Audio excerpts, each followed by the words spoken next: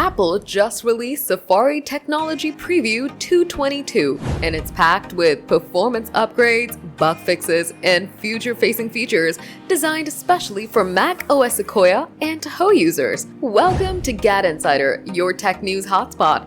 Today we're unpacking Apple's Safari Technology Preview 222. Apple dropped Safari Technology Preview 222 on July 2nd, 2025, the latest test bed for future Safari features. First launched in 2016, this experimental browser packs upgrades in Web API, accessibility, CSS, media, rendering, and scrolling, making it faster and more reliable. What's new? Enhanced Web API for better app compatibility, improved accessibility for all users, sharper CSS rendering, and smoother media and scrolling. These fixes prep features for the next mainstream Safari, ensuring a rock-solid browsing experience. Tech Preview 222 works on macOS Sequoia and Tahoe, Apple's latest systems coming later this year. Grab it via software update and system settings if you've already got it installed from Apple's site. No developer account needed, and it runs alongside regular Safari without issues. This preview lets users and developers test drive Safari's future. X-users are buzzing, calling it a smooth upgrade for macOS fans. But gathering feedback, Apple's fine-tuning Safari to stay a top browser for over 1 billion users. With macOS Sequoia and Tahoe on the horizon,